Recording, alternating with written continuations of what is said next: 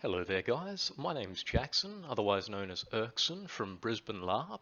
I am a part of the a part of the Kislev Rats, Swordcraft Brisbane, and today I was just hoping to share some of my experiences and knowledge with swordplay with you all.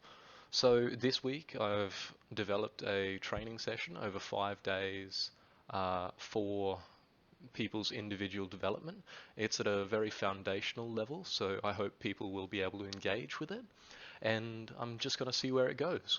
As for myself, I'm quite an experienced LARPer, doing it for 7 years, starting in about 2014 with Heroes Odyssey LARP Brisbane, um, then continuing on to Warsong and now Swordcraft Brisbane. But also in my sporting fields, I've been involved with the HMB community. I have myself a couple of national titles there. And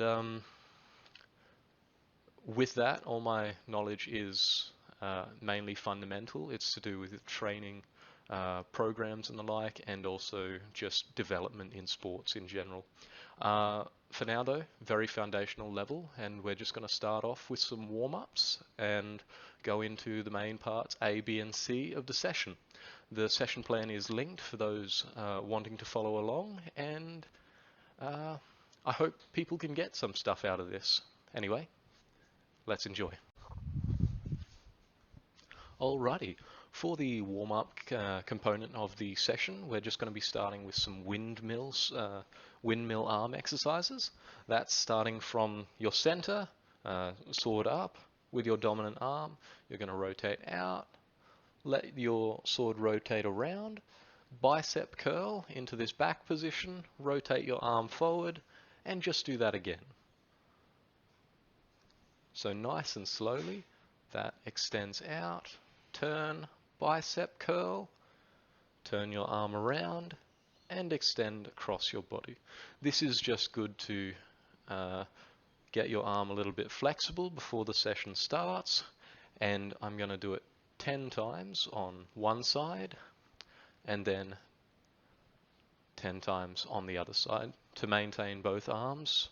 Doesn't matter if we're dual wielding or we just have a dodgy arm one week, we will be using both hands for the sword on any given week.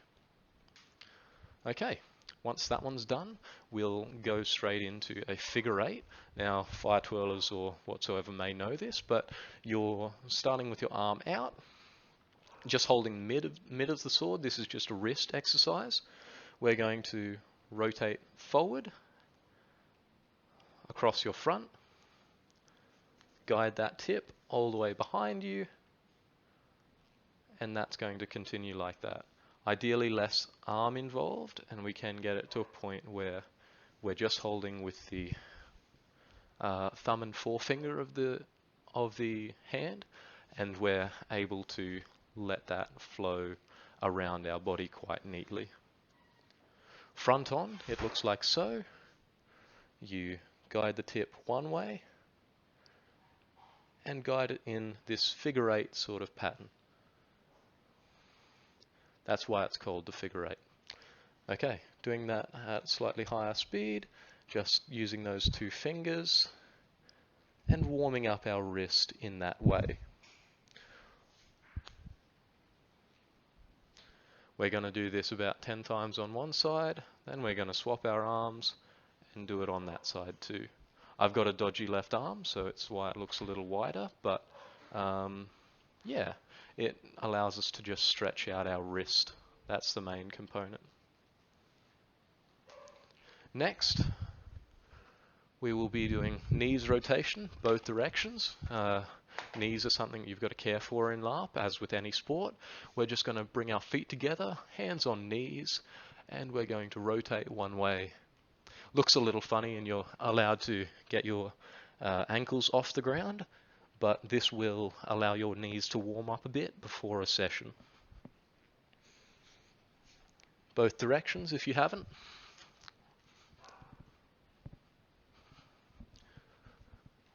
And that's good. Next exercise, just for the warm-up, will be a hip rotations. It's very important in sword fighting warm-ups and exercises because you put so much strain through that hip section and you don't want to pull anything in your back or upper thighs. So hip flexion, we're just going to start with a nice full rotation. You're trying to pelvic thrust and get that retort as much as possible. And then the opposite way if you haven't yet.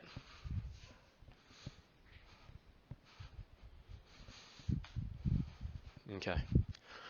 Next exercise will be an extending lunge, 3 to 5 on each side. This is simple lunge, but useful for our lunging in future. It's just going to go into a lunge, drop down, and then bring that back up while stepping back. Other side.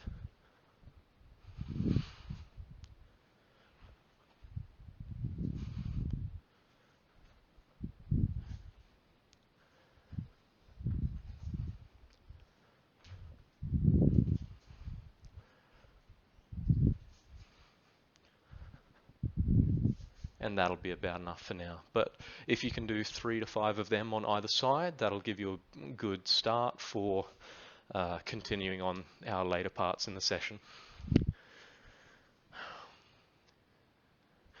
To get your cardio up a little bit, we've added a shadow punching component.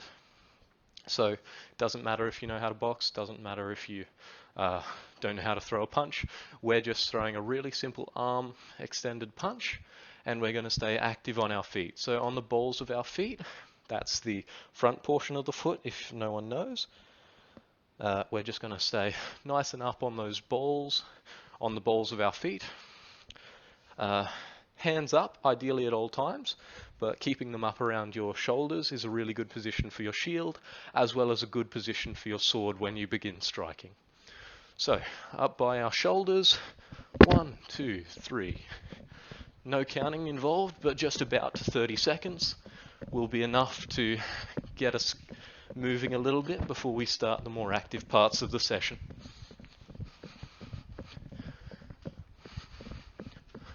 Okay, once that's feeling good, you can slow it down a little bit, even do some smaller ones. And then we go into a bit of a walk. I'm not trying to dance, I swear. Next, warm-up exercise, supported squats. You may not have heard of them. They're a bit of a HMB thing, but I find them quite useful. They're quick squats that don't make you go into a full squat. They look a little bit like this, but you only hold the bottom part for a very short time. So going into the squat, we're just going onto the balls of our feet, resting our elbows on our upper thighs, and then pushing up.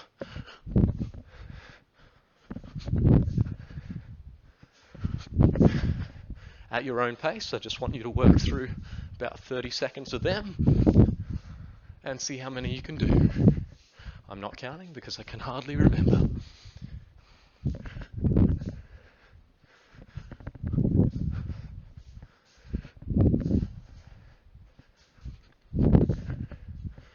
This is working on core strength, as well as upper thigh strength, and even a bit of shoulder strength if you maintain your posture while you're doing it.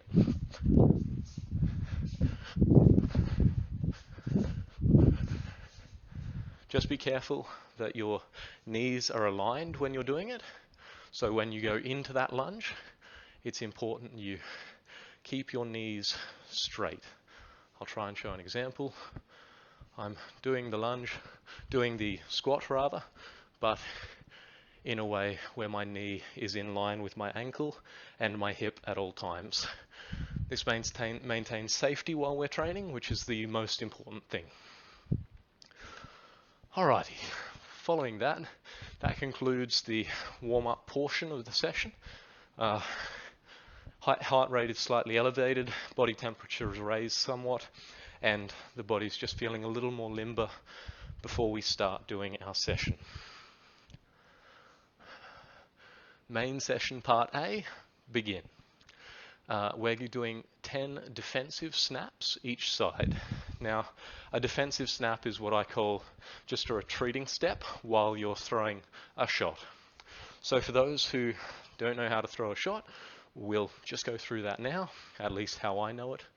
That being, your sword should be in line with your elbow and your shoulder. So when we do a bicep curl, that is how we throw the shot. We extend that bicep curl, let our wrist extend a little bit, making sure to maintain control of the weapon. So it doesn't matter how fast you can do it, it matters how controllable you can do it. So a defensive snap comes from getting in your ready position. For those who do not know, a ready position is legs shoulder width apart. One leg is about a step forward, each to their own on how far that step is, but it shouldn't be overextending your position at all, and you should just be nice and comfortable in that position. Your back foot from the ready position should be slightly angled, but I don't ideally want to see anyone bringing it this far out because that can cause some unnecessary strain on the knees. So from shoulder width apart, we're just going to take one step forward, rotate that back leg a little bit, maybe to about 45, and that's where we're happy. So from ready position, a snap is the arm component, a little bit of core, so I want a little bit of motion through that core, and that feet, those feet rotating on the balls of their feet. A bit like that. So, snap, extend, and shuffle back. So that's a two-step component. The lead foot comes back a little bit, and the back foot goes back as much. So, when we throw the snap, that's when those come back.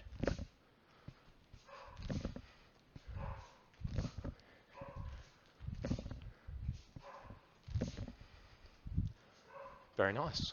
I want people to be doing 10 of them each side to maintain their ambidextrousness. As an example, I'll do some on the opposite side, and I'm far worse with my left hand, but that's mainly because I've got a pre-existing injury. From ready position with the front leg on the same side as your sword, just doing a defensive snap.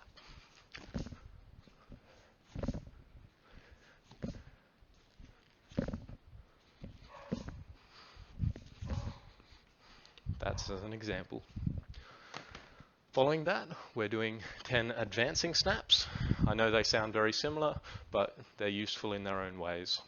So again, lead foot is going to lead and the back foot's going to follow, but we throw this snap and advance. Snap and advance.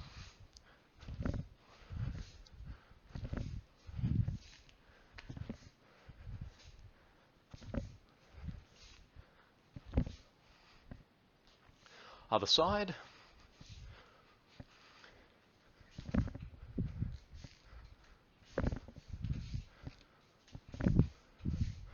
This allows us to gain a little bit of range on an opponent. So if we're in our engagement's distance, say it's an extra sword length from where that is, it allows us to engage and still hit that target wherever it is. We can kind of use advancing and retreating steps as ways to gauge the range on our opponent and make sure we're not getting hit unnecessarily. Alrighty. Next component is offhand snaps. So a snap is coming from your dominant side, it's that side of your body. However, if you're throwing with your dominant hand and want to target the opposite side of the body, we're going to do something a little funky. Now, when a snap comes out normally, your knuckles should be aimed to the left of you because you're keeping that arm in alignment with your sword as much as you can. But when you're throwing an offhand snap, that is maintained. The sword and bicep are in the same line, but we're just going to turn it in so as that our knuckles, the front of our knuckles, you're about to kiss them. So you're going to go up into this position where you kiss your knuckles and let your bicep extend so it targets the opposite side of the body. I'm just crouching so you can see it.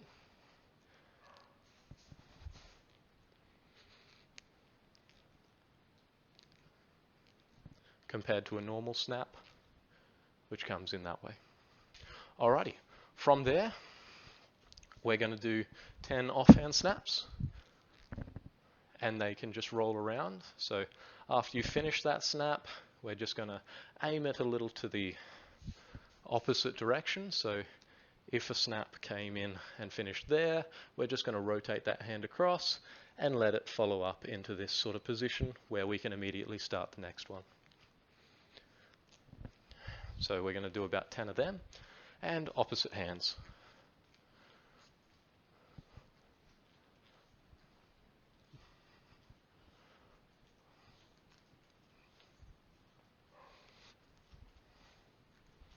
Compared to on-hand snap.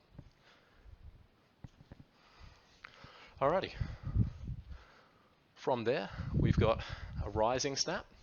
Rising snaps are another fundamental element to a sword play, I think, and that is much like the snap in that your bicep is in line. We're going to angle that elbow a little bit in so we can target at a lower angle, and we can let our wrist angle too so that the structure is still in line but the sword is slightly offline. So instead of being like that, our wrist rotates and it allows us to get a little bit deeper with those shots. So angling that elbow in, when we fire, we can bring it back a little bit and then rotate our body into that shot. And this is meant to target, say, the underarm or leg regions. It can be used in conjunction with a bit of a squat to really quickly and efficiently change the direction of that shot. If someone expects it to come in the ribs, for instance, you can target the shoulder. Or if it's coming in, say, the legs, you can target the ribs. You can do this both sides. However, I'd normally favor my dominant side with this one just because it's a little bit harder with your offhand.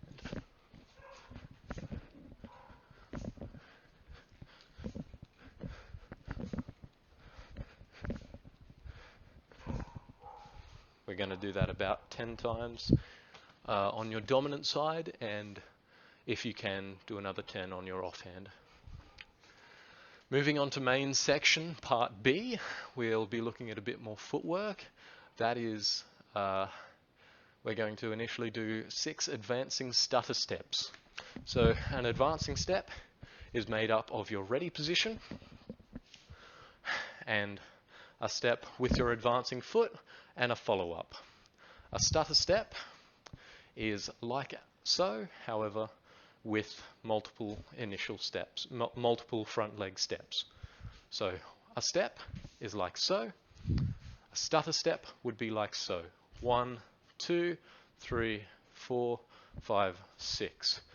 So a couple of elements to that one, but when you're doing it in repetition, it can look as quick as this.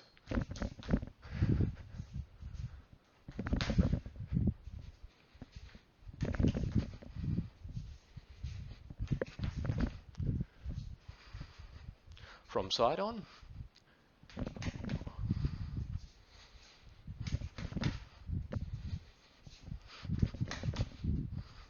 Okay, there. Continuing where we left off on main section part B, there are retreating stutter steps. So from this advanced position now, leading with our back foot again, leading with our front foot again, we are going to take a retreating step, then follow that about 3 times. So to see that again, it's taking the front foot back, and again. So quickly, that looks like 1, 2, 3. Okay, and again, you can do it with left or right foot, and we can maintain that stepping. Ideally on the balls of our feet, but do it as you see fit. Next is 6 times crab step. Crab steps each side. So we're going to do about 6 of them as well. That's starting from one side of the room and going to the other side of the room. So to slow it down a little bit, leading, bringing our back foot in, leading, back foot in, leading. This is from not quite ready position, but just legs shoulder width apart. That's where we can get the most use out of it. So slowing it down again, lead foot, follow up, lead foot, follow up, lead foot, follow up. This becomes our lead foot. So lead foot, follow up, lead foot, follow up, lead foot, follow up. And ideally we do this quickly, about 6 times, forth and back. So it can look like this.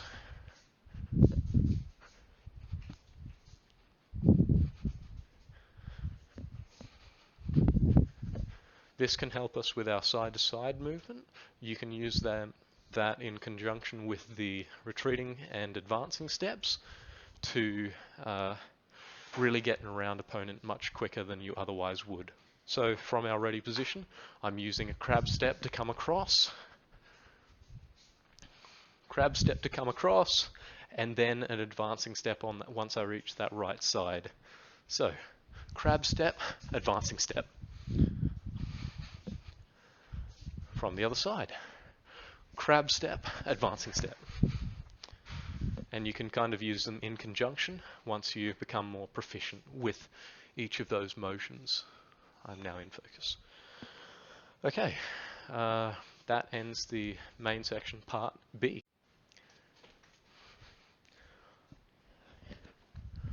Alrighty, continuing the session with main session part C. That will start us off with 10 helicopters.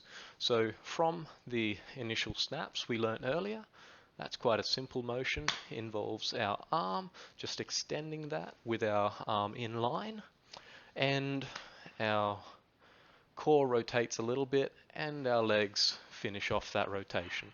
So when we've got that snap, and we just need some place for it to go, rather than just stopping in this middle section, which is great for training and great for strength in your arm. We want to let that go somewhere. So what I'm going to do now is throw that snap, then I'm going to let that blade roll, the tip of the blade roll just over my head. So it's going to come around the front, it's going to cross my face, and my arm's going to come up into this ready position where it can extend again. So adding a little bit of motion to that, and that's what I call the helicopter. So you can see I've got that bicep curl and extension. It goes out to its full extension and it comes over the head. I squat a little bit here just to maintain posture, but then you cast again, extend, extend, curl, extend. So that's what I mean by a helicopter motion, and you should do 10 of them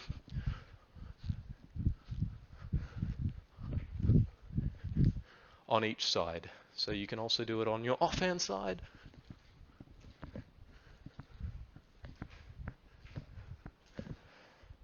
And see where that goes. From side on, the motion is like so. 1, 2, 3, 4, 5, 6, 7, 8, 9, 10. This will help us with our next exercise. Following that, the final component of main session part C will be 3 combos for 8 sets. So a 3 combo will be like so. You can choose in which order to do them. However, initially we're going to throw a snap to the lower leg, say, a rising snap either to the abdomen or shoulder of your opponent, and finishing with another snap. So on the same side, say let's start with our right side. Going to start 1, 2, 3. 1, rising snap, and 3. Snap, rising snap, snap. Snap, rising snap, snap. Other side. Snap, rising snap, snap. This can be advancing or retreating steps as well. So I'll do an advancing set. Snap, snap, snap. Snap, rising snap, snap. So it starts flowing a little bit more. Snap, rising snap, snap.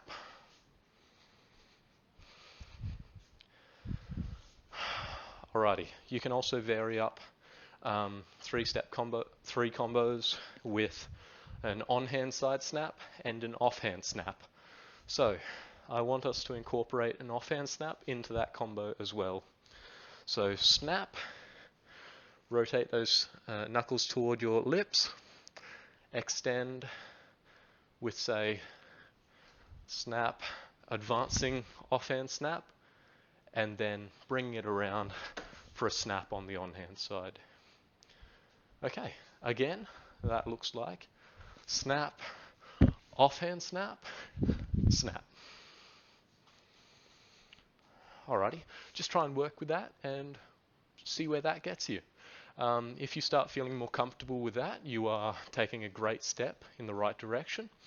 I am going to be finishing the session off with a cool down, but those couple of elements have, when perfected, have got me to quite a high level in swordplay, at least in HMB scene. There are much different levels from LARPing to HMB to SCA to fencing, and they're all targeted to a different market, but just starting us out with some very nice cuts will increase our effectiveness on field and allow us to have a little more fun with swordplay, which is the main point. Alrighty, on to the cooldown. We're just going to be doing some stretching exercises because that's got our heart rate up a little bit.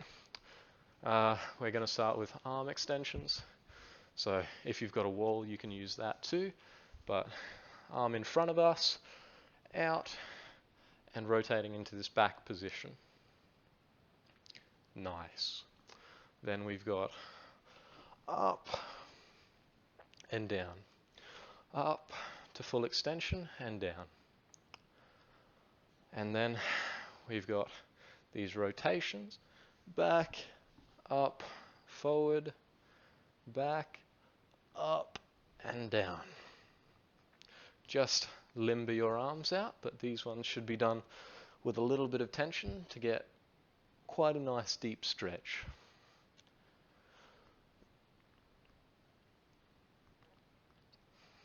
Work that out. Then we're going to work out our ankles with just a light ankle roll. Do this a little bit on each side.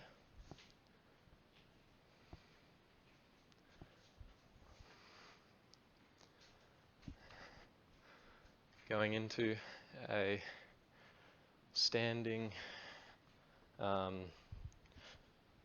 butt kick, I guess. So you pull that in as much as possible and let that out. I've done this a fair bit, so you may not be this flexible. Even if you can only get here, that's fine, as long as you're applying a bit to a mild discomfort and then letting it down after about 10 seconds. We're not going to pain on any of these stretches. For your back, I've got a broken back and I can still do this one. Leaning forward, down to touch our toes, and letting ourselves come up. Be a little bit more active with this one. Don't actually stay stagnant. It can start feeling a little weird, but try to go as low as possible. Following that, you've got calf stretches over the front. Doing the same. You won't get as far, but it will be stretching this portion of your leg. Other side. Nice deep stretch. Then we're going to do some lunging stretches. This one looks a little odd, but you're going to try and put your knee to the ground behind you as if you were going into a lunge. But we're just going to turn our front leg a little bit and stretch nice and deep through our upper thigh and backside. From the other side, it looks like so.